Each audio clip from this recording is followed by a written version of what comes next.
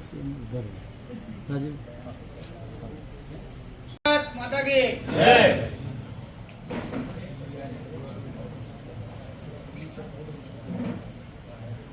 जी sir समर्पण दिवस એટલે કે પંડિત દીનદયાલ ઉપાધ્યાયજીની પુણ્યતિથિ નિમિત્તે સમગ્ર દેશમાં બધા જ જિલ્લાઓમાં એમના જીવન કવનને લઈને વ્યાખ્યાન માળા યોજાઈ રહી છે।